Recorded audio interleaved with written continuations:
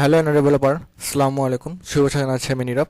বরাবরের মতো আজও আপনাদের সামনে আমি হাজির হয়েছি অ্যান্ড্রয়েডের নতুন একটি প্রজেক্ট নিয়ে। সো আজকে আমি আপনাদেরকে কমপ্লিট একটা প্রজেক্ট করে দেখাবো। আমি গত লেকচার ভিডিওগুলোতে আপনাদেরকে দেখিয়েছিলাম যে রিসাইকেলার ভিউ ঠিক কীভাবে কাজ করে, দেন রিসাইকেলার ভিউ কীভাবে তৈরি করতে হয়।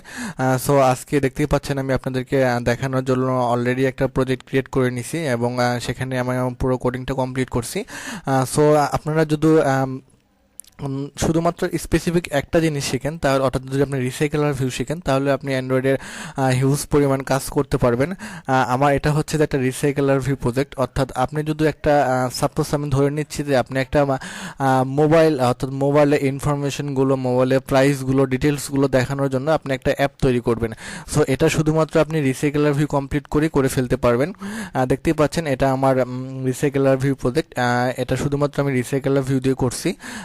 আমি যদি এখন আমি যে মোবাইলে ক্লিক করব, অর্থাৎ যে ছবিটার উপরে ক্লিক করব, আমার আরেকটা অ্যাক্টিভিটিতে গিয়ে আমার সেই মোবাইলের নাম, প্রাইস এবং সেই মোবাইলের ডিটেলসগুলো আমি দেখতে পাবো। অর্থাৎ আপনি যদি দেখা যাচ্ছে যে সিম্পল এরকম আপনাদের কন্টেন্ট আলাদা করে বিভিন্ন টাইপসের অ্যাপ হতে পারে, জাস্ট অ্যাপ তৈরি করার প্রসেসটা একরকম। সো আপনারা ইচ্ছে করলে শুধুমাত্র রিসাইকেলার ভিউটা ইউজ করে আপনারা এরকম মানে একটা অ্যাপ ডেভেলপ করতে পারেন, যেগুলো আপনি প্লে স্টোরে পাবলিশও করতে পারেন। এখানে হিউজ পরিমাণ কন্টেন্ট ইউজ করতে পারেন। সাপোজ আমি মোবাইলের জন্য ইউজ করছি, আপনি অন্য কোনো কিছুর জন্য ইউজ করতে পারেন। সো আমি রিসাইকেলার ভিউ কী করে তৈরি করতে হয় সেটা আমি আপনাদেরকে গত লেকচার ভিডিওগুলোতে খুব সুন্দর করে বুঝিয়ে দিছি। তারপরে যদি আপনারা সেই ভিডিওগুলো মিস করে যান বা সেই ভিডিওগুলো যদি না দেখে থাকেন, তো আমার ভিডিওটি, আমার প্লে লিস্টগুলো চেক করে দেখে নেবেন। সো চলুন শুরু করা যাক আজকে টিউটোরিয়ালটি। সো আজকে আমি আপনাদেরকে করে দেখাবো যে আমরা রিসাইকেলার ভিউ ইউজ করে ফুল একটা প্রজেক্ট কমপ্লিট করব, অর্থাৎ একটা পরিপূর্ণ একটা অ্যাপ কমপ্লিট করব। সো রিসাইকেলার ভিউ কী করে কাজ করে, রিসাইকেলার ভিউ যেভাবে কাজ করে আমি আপনাদেরকে দেখিয়ে দিচ্ছি। যে রিসাইকেলার ভিউ যেভাবে কাজ করে সেটা হচ্ছে যে প্রথমত আমাদের একটা ডেটা সোর্স থাকে। আমরা ডেটা সোর্সটা আমাদের অফলাইন হতে পারে, অনলাইন হতে পারে, যে কোনো ডেটা সোর্স হতে পারে। তারপরে একটা চাইল্ড কম্পোনেন্ট থাকে। এখানে চাইল্ড কম্পোনেন্টটা কি আমি আপনাদেরকে অ্যান্ড্রয়েড স্টুডিওতে নিয়ে যাচ্ছি।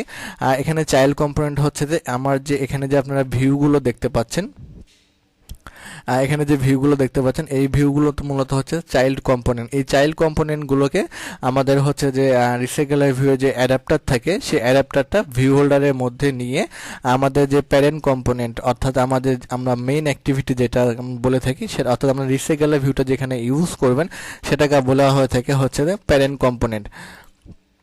অর্থাৎ প্যারেন্ট কম্পোনেন্ট আমাদের রিসাইকেলার ভিউ যেখানে থাকে, এই অ্যাডাপ্টারটা ডেটা সোর্স থেকে একটা ডেটা নেবে, দেন চাইল্ড থেকে একটা মডেল নেবে এবং দেন সে এই দুটোকে হচ্ছে একটা ভিউ হোল্ডারের মধ্যে কনভার্ট করে অ্যাডাপ্টারের মাধ্যমে প্যারেন্ট কম্পোনেন্টে পাঠিয়ে দিবে, যেটার আউটলুকটা হবে ঠিক এরকম।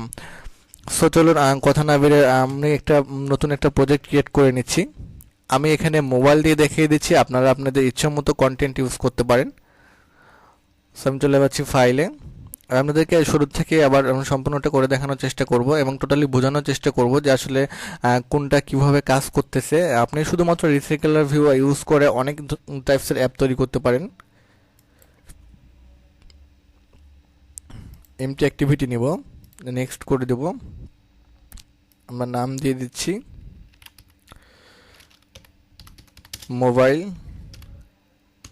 Mobile app. ওকে, আমরা এটাকে ফিনিশ করে দিচ্ছি।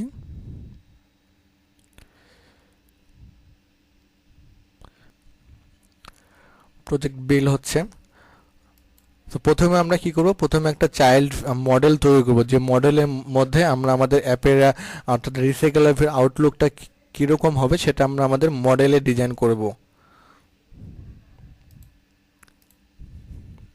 প্রজেক্টটা বিল্ড হচ্ছে।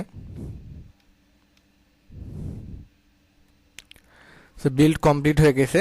চলুন আমরা প্রথমে একটা মডেল তৈরি করব, যে মডেলে অর্থাৎ চাইল্ড মডেল তৈরি করব, যে মডেলটার মধ্যে আমরা আমাদের এই ভিউগুলোকে বসিয়ে দেব। সো আমি চলে যাচ্ছি রিসোর্সে যাওয়ার পরে লেআউটে গিয়ে আমরা একটা নিউ লেআউট রিসোর্স ফাইল নেব। তো লেআউট রিসোর্স ফাইল আমরা এটার নাম দিয়ে দিচ্ছি চাইল্ড ভিউ।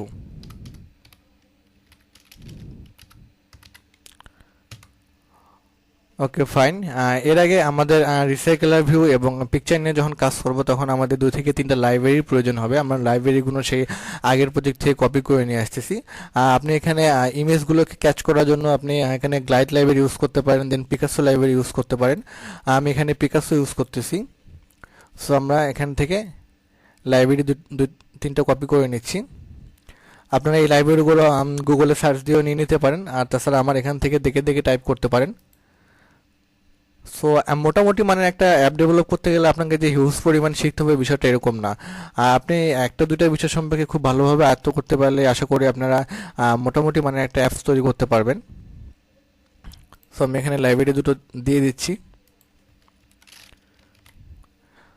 অর্থাৎ রিসাইকেলার ভিউয়ের জন্য আমার এই রিসাইকেলার ভিউ লাইব্রেরিটার প্রয়োজন হবে। দেন আমি যখন ইমেজ নিয়ে কাজ করব তখন আমার এই পিকাসো লাইব্রেরিটার প্রয়োজন হবে। আপনি এখানে পিকাসোর জায়গায় গ্লাইড লাইব্রেরি ইউজ করতে পারেন, আর এটা তো ডিজাইনের জন্য প্রয়োজন হবে। সো আমি সিঙ্ক্রোনাইজ করে দিচ্ছি। দেন চলে যাচ্ছি আমি আমার চাইল্ড ভিউয়ে যাওয়ার পরে আমার রিসাইকেলার ভিউয়ের আউটলুকটা কেমন হবে, অর্থাৎ ইমেজগুলো দেন নেমগুলো ঠিক কীভাবে থাকবে, এটা আমাকে চাইল্ড ভিউ ঠিক করে দিতে হবে। দেখতে পাচ্ছেন আমি চাইল্ড ভিউয়ে একটা ইমেজ নিছি, দেন ইমেজের নিচে একটা টেক্সট নিছি। সো এটাকে এই ডিজাইনটা আমাকে চাইল্ড ভিউয়ে করতে হবে।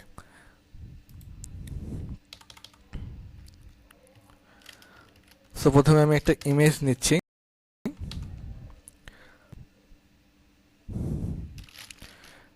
আমি এটা উইডথটা করে দিচ্ছি ম্যাসপ্যারেন্ট, হাইটটা করে দিচ্ছি 300 ডিপি।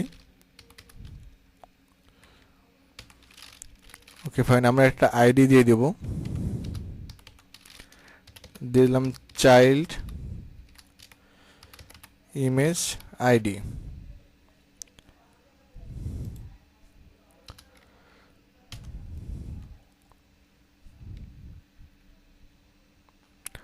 ওকে ফাইন, আমরা এটাকে ক্লোজ করে দেব।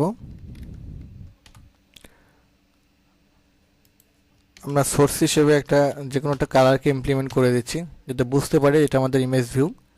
দেন ইমেজ ভিউয়ের নিচে আমরা একটা টেক্সট ভিউ নেব যেখানে আমাদের মোবাইলের নামগুলো শো করবে, অর্থাৎ এই মোবাইলের ইমেজগুলো সেখানে বসবে, দেন নিচে এই নেমগুলো বসবে। তো আমরা এখানে একটা টেক্সট ভিউ নিয়ে নিচ্ছি, আর উইডথটা করে দিচ্ছি ম্যাসপ্যারেন্ট, হাইটটা করে দিচ্ছি রেপ কন্টেন্ট। আমরা একটা ডেমো টেক্সট নিচ্ছি। আপনি এখান থেকে যেভাবে ডিজাইন করবেন আপনাদের রিসাইকেলের ভিউ আউটলুকটা ঠিক সেরকমটাই হবে। সো আমি টেক্সট দিচ্ছি ডেমো টেক্সট। টেক্সট ভিউ একটু স্টাইল করি, তো আমার টেক্সট স্টাইলটা বোল্ড করে দিচ্ছি। আমার টেক্সট সাইজটা উল্লেখ করে দিচ্ছি, টেক্সট সাইজ দিলাম 20 জিবি। গ্র্যাভিটি করে দিলাম সেন্টার। গ্র্যাভিটি ইউজ করা হয় যে আমাদের টেক্সটটাকে অর্থাৎ যে অ্যালাইনমেন্ট থাকবে সেটাকে আমরা কোন দিকে, অর্থাৎ লেফটে সেট করব না রাইটে সেট করব না সেন্টারে সেট করব, এই জন্য মূলত গ্র্যাভিটি ইউজ করা হয়ে থাকে। সো আমি এটা সেন্টার করে দিচ্ছি। ওকে ফাইন, আমরা একটা টেক্সট ভিউ একটা আইডি দিয়ে দেব। আইডি হচ্ছে দিয়ে দিলাম child text ID. Okay fine, আমাদের চাইল্ড ভিউ কমপ্লিট হয়ে গেছে। তো চলুন এবার আমরা হচ্ছে যে একটা মডেল তৈরি করব, যে মডেলের মধ্য দিয়ে আমরা মূলত আমাদের ইমেজ এবং টেক্সটগুলোকে অ্যাডাপ্টারের মধ্যে পাঠাবো, অর্থাৎ ভিউ হোল্ডারের মাধ্যমে অ্যাডাপ্টারে পাঠাবো। অ্যাডাপ্টারটা থেকে পুশ করে সেটা আমাদেরকে প্যারেন্ট কম্পোনেন্টে সেন্ড করবে। সো আমি এই জন্য চলে যাচ্ছি আমার জাভা ফাইলে যাওয়ার পরে আমি এখানে একটা মডেল ক্রিয়েট করব, অর্থাৎ আমি এখানে নাম দিয়ে দিলাম মোবাইল মডেল।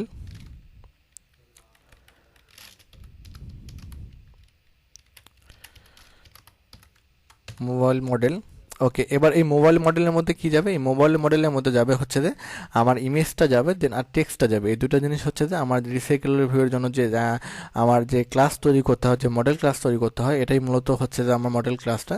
সো এই মডেল ক্লাসের মধ্যে যাবে হচ্ছে আমার একটা ইমেজ যাবে আর একটা টেক্সট যাবে। সো ইমেজটা সবসময় ইন্টিজারে কাউন্ট করতে হয়, সেজন্য আমি হচ্ছে যে ডেটা টাইপটা ইন্টিজার করে দিচ্ছি এবং এটার নাম দিয়ে দিলাম হচ্ছে যে ইমেজ মডেল। আর টেক্সটটা সবসময় স্ট্রিংয়ে কাউন্ট হয়, সেজন্য আমার হচ্ছে ডেটা টাইপটা অবশ্যই স্ট্রিং হবে। আমি এটার নাম দিয়ে দিচ্ছি টেক্সট মডেল। Okay fine. তারপরে এই মডেলের হচ্ছে যে যে দুটো প্যারামিটার আছে এই প্যারামিটারগুলোকে আমাদেরকে কনস্ট্রাক্টরে কনভার্ট করতে হবে, অর্থাৎ কনস্ট্রাক্টর ক্রিয়েট করতে হবে। সেজন্য আমাদের কিবোর্ড থেকে আমরা ওয়াল্টার ইনসার্ট প্রেস করব। ওয়াল্টার ইনসার্ট প্রেস করার সাথে সাথে যে কনস্ট্রাক্টর আসবে সেই কনস্ট্রাক্টরে ক্লিক করার পরে এই যে দুটো আছে দুটো আমরা সিলেক্ট করে ওকে করে দেব।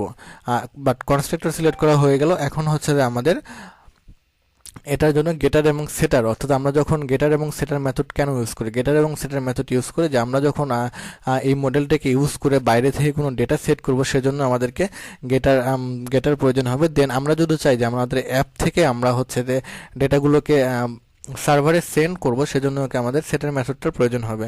সো আমরা গেটার এবং সেটার মেথডটা ক্রিয়েট করে নিচ্ছি। আমরা আমাদের কিবোর্ড থেকে ওয়াল্টার ইনসার্ট প্রেস করার পরে এই 4 নাম্বার অপশনে দেখতেছেন গেটার অ্যান্ড সেটার, আমরা এখানে ক্লিক করার পরে দুটাকে সিলেক্ট করে দিয়ে ওকে করে দেব। বাস, তাহলে আমার এই মডেলের জন্য গেটার এবং সেটার এবং কনস্ট্রাক্টর সবগুলোই ক্রিয়েট করা হয়ে গেছে। সো চলুন চলে যাচ্ছে, এখন আমরা আমাদের অ্যাডাপ্টার তৈরি করব। সো আজকের ভিডিওটা অলরেডি অনেক দীর্ঘ হয়ে গেছে। সো আজকে ভিডিওটা এই পর্যন্ত রাখতেছি। আপনারা যারা এতক্ষণ আমার এই ভিডিওটি দেখলেন, যদি ভিডিওটি ভালো লেগে থাকে অবশ্যই ভিডিওটা লাইক দিবেন। দেন আপনাদের যদি কোনো কিছু বলার এবং জানার থাকে অবশ্যই কমেন্ট বক্সে কমেন্টস করে জানাতে পারেন। দেন আপনি যদি আমাদের চ্যানেলে নতুন হয়ে থাকেন অবশ্যই আমার চ্যানেলটি সাবস্ক্রাইব করতে ভুলবেন না। আর নেক্সট পার্টে আমি আপনাদেরকে অ্যাডাপ্টার কী করে ক্রিয়েট করব সেগুলো আপনাদেরকে A to Z সুন্দর করে এই প্রজেক্টটা কমপ্লিট করে দেখাবো। অর্থাৎ আমরা শুধুমাত্র আমাদের আজকের পর্বে আমরা শুধুমাত্র আমাদের ভিউটা তৈরি করলাম এবং এই ভিউয়ের জন্য যে আমাদের মডেল ক্লাসটা লাগবে সেই ক্লাসটা তৈরি করলাম। আর সামনের ভিডিওতে আমি আপনাদের জন্য অ্যাডাপ্টার তৈরি করবো এবং ভিউ হোল্ডারের মধ্যে এই ডাটাগুলো সেট করবো। সো সে পর্যন্ত সবাই ভালো থাকবেন। বাই বাই, টাটা, আল্লাহ হাফেজ।